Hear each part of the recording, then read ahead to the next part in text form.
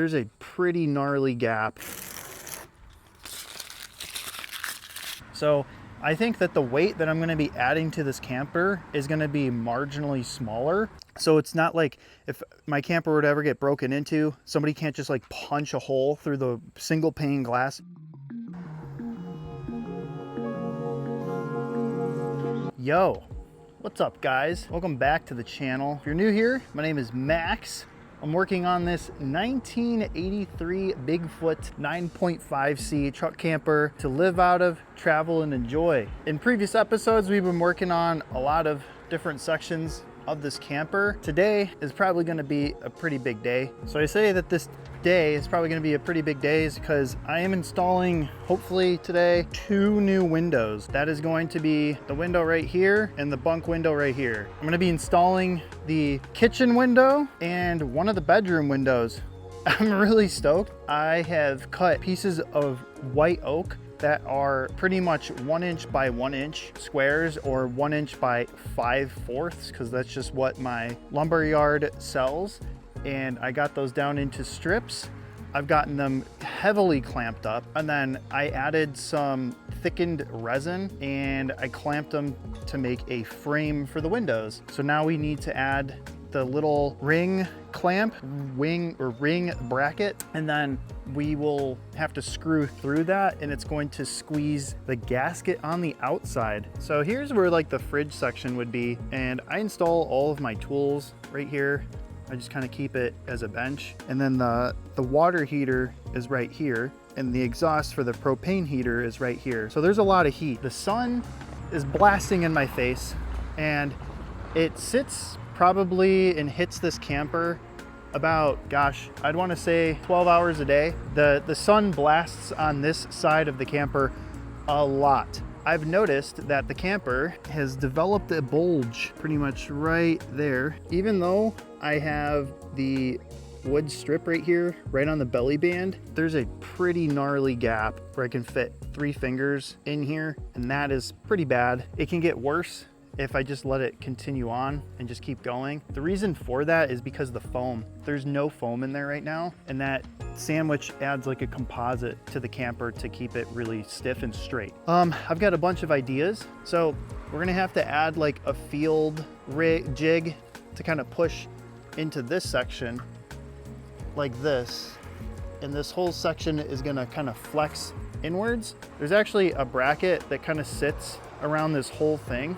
From the factory, they just screwed it into foam, and that's not good. And that is causing a little bit of the bulge. Also, my jack pushing up on it has caused a good chunk of the bulge too. So there's a lot going on. Also, where these stairs mount into the camper, this is the kind of lip or sill of the door, the bottom section of the door. The jack, or rather these stairs, mount right here on these tangs, and then it can kind of sit and you can just walk on up into the camper. But with the rotten plywood and everything kind of seeping in here, you know, especially like up underneath here, it is completely rotten out, and these stairs have through bolts or even like I think lag screws, and it's just kind of sitting into nothing. So it has started to flex quite a bit. I don't know how much you can see. The camera is not picking up on how significant it is, but if I let that go, it's just gonna keep getting worse and worse. So I cut up a super thick piece of white oak that is gonna span across this whole section that I also have to get to. And the bathroom cradle is pretty much also ready to go in. Man, oh man, am I ready? I'll tell you what, guys, I am so done with adding these 8 billion strips of tape. This is just to keep the birds and wasps and stuff out.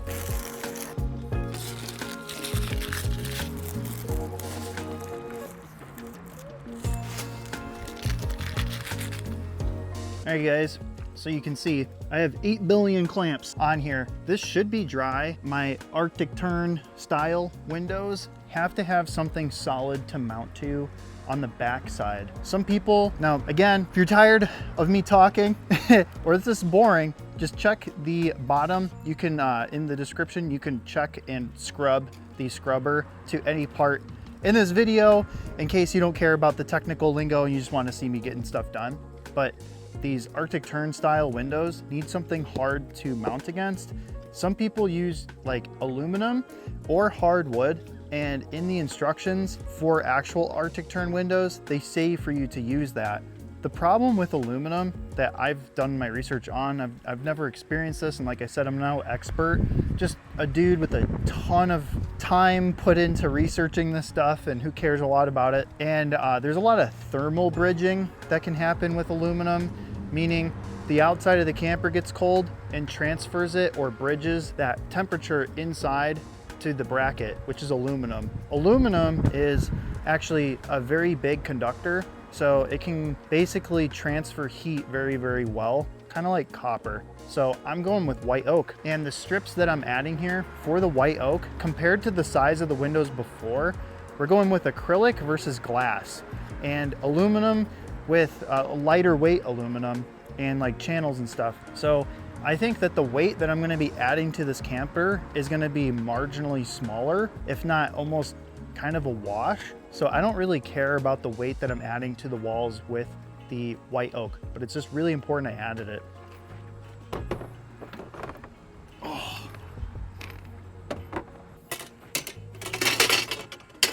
All right, guys, so here's my China Tern windows. They are the basically half the price of legitimate Arctic Tern windows, and I gotta say, I've been kind of holding off talking about these for a little while, and I'm very excited about them though. Very, very excited. I decided to go with Arctic Tern style or awning style windows because I think that the design of them and the construction of them is the smartest, most efficient, best way of doing it. It's dual pane, so it'll hold heat or coolness from air conditioning the best. It's stronger, so it's not like if my camper would ever get broken into, somebody can't just like punch a hole through the single pane glass windows that this camper came with. And also, if it's raining out, I can open this up. This is going to be fantastic. I think I actually stumbled upon like a Chinese manufacturer that either took the patent from the European Arctic Tern style, the Arctic Tern windows, and then they just cloned them. China does a lot of stuff like that, but these are like half the price, guys. If you're curious and you want to get some for your own, I will have the ones that I bought in the description below. They also make ones that like the size that Arctic Tern doesn't make, and that's what I'm putting in my dinette. It is gigantic. I'm very, very excited for that, and I'm very, very excited to install these. And from my research and actually looking at them, they are identical.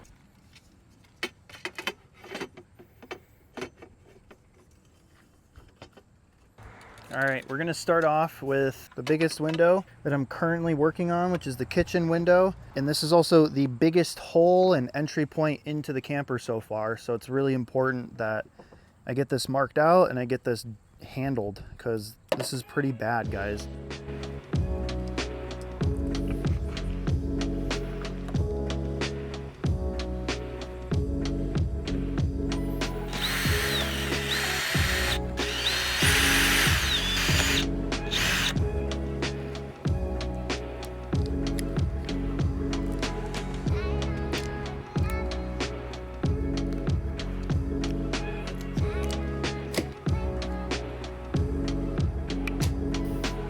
Here's how the bracket laid up. Pretty good. Got it all nice and pretty much square. I just left a very tiny edge overhanging on everything so that there's just a little lip, like right here, or even just right there, just a tiny little lip. All right, here's definitely where two people would very, very much come in handy. I'm working by myself. I like working by myself sometimes, but here goes nothing, guys.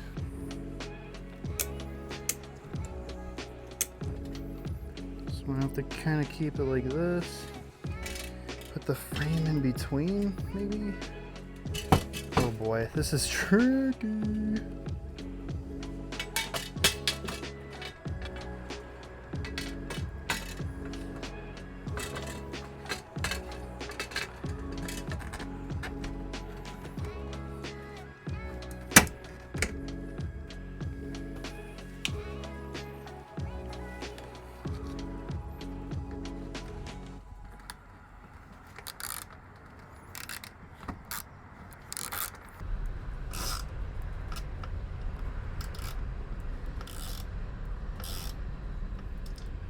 Oh my God, I got the first one started. Let's see how it goes. I'm gonna do the corners to see how the depth is on these screws.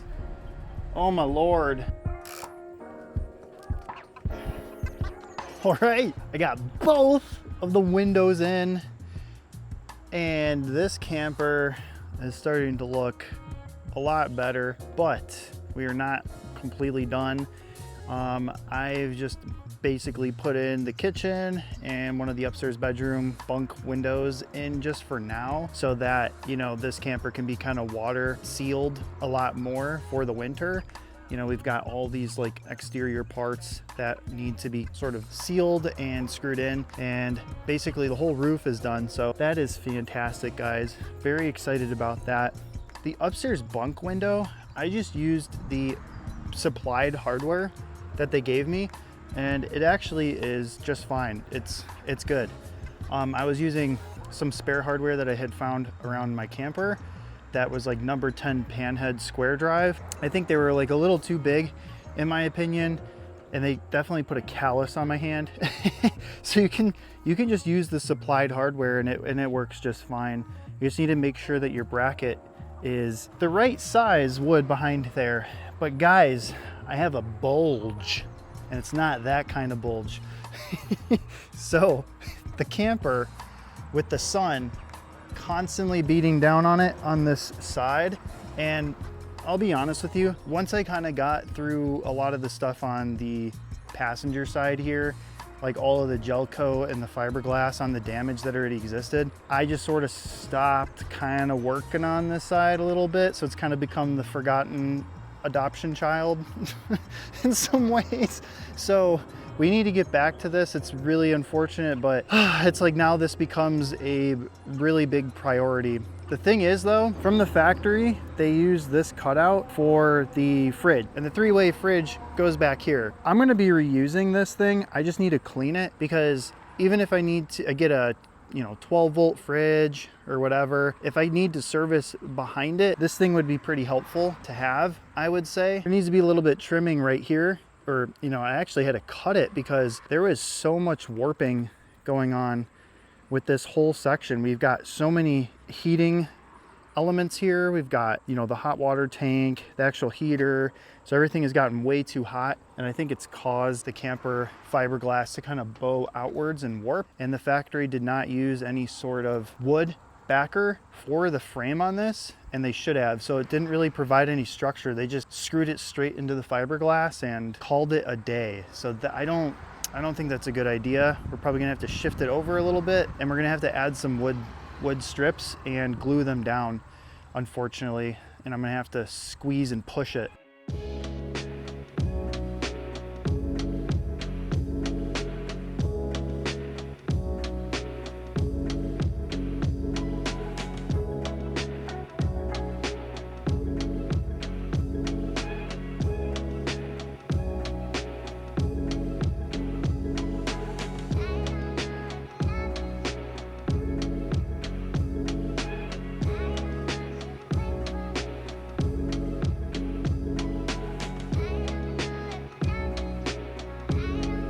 All right, guys, not sure how long this video is going to be. It might be a shorter one today, but I gotta say today, man, very, very tired. I've got blisters, I've got cuts all over my hands, so I'm really tired. Had a lot of shenanigans going on in the background. I have prepared the piece of foam that I'm gonna use to cover that vent section, and I'm also gonna have to add a piece of fiberglass here to also cover that vent section. We got the vent removed. I've got it sanded down and prepared. I have pieces of wood that I'm gonna be using as quote unquote, I guess, field jigs, which really all I'm gonna be doing is digging like a little section in the gravel here and pushing up against the side of the camper. I'm gonna use clamps, and then I'm also going to use some other 2x4s and screw it into the wood on the lofted bed space that already exists, so that I can kind of wedge the inside of the foam as well. and I have 2x4s and other pieces of plywood that I'm going to use to spread that out, so it's not just going to be a giant imprint shoving into the foam. I'm getting very tired, guys, so I'm going to wrap it up. My custom gel coat came in, so I'm really excited about that. So we got a little bit of an unboxing for you, and I went with a company in Florida. This is FCGI, Fiberglass Chemicals, or Fiberglass Coatings LLC. They gave me, I think it's a gallon, I don't know. Oh, I got packing peanuts. I got the peanuts, guys. Oh my God. Okay, is this even a gallon? I think it is. Look at all the packing peanuts, guys. This is custom color. It's a FCIWG 1867 MK white. High gloss retention.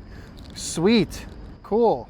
Well, there's a product code. It's 9.5 pounds. Hey, they gave me my sample back. This is all custom made, so anywhere I'm gonna have raw fiberglass on this camper before winter, we got to get it covered. So like the skirt section where I modified it, we're gonna have to paint over it. I have to modify the other skirt. It's gonna be basically the mirror process on the other side. And I need to get to that ASAP, as well as the other gigantic window that's like 69 inches. It's kind of abnormally large, so it's not really providing super good structure. I'm gonna have to remove that and then put in the biggest Arctic Tern window. And like I said, guys, I'm gonna race against time, but this is a lot of work, and I appreciate you guys kind of sticking along. I know sometimes my videos might be all over the place, and that's because sometimes I have to be all over the place. Sometimes if I'm starting one thing on the camper, I have to bounce to the other, or when I'm finishing up one thing and trying to finish it, I move to another section and I notice, oh, we have another problem that I didn't even see or know beforehand. So it changes the priority and the work schedule on this. But I really appreciate you guys kind of sticking along. I really appreciate you guys in the comments and supporting me and stuff like that. Probably 2 videos from here, you know, I've posted late a little bit. Again, just super tired, guys, you know, with life and just kind of working on the camper and stuff like that. We're chugging along. I'm getting it done. I'm excited about it. The windows, they add a really good thing to the camper. It makes it look really good, guys. But yeah, if you like this video, leave a like. And if you want to see some more cool adventures and see how this camper turns out, don't forget to subscribe. I would really appreciate it. I'm trying to hit 1,000 subscribers. If you didn't like it, dislike the video. Maybe tell me why. And leave a comment down below. You know, we can have a conversation. That would be fantastic. But guys, I'm gonna go rest, wash up, and I'm gonna see you in the next one, guys.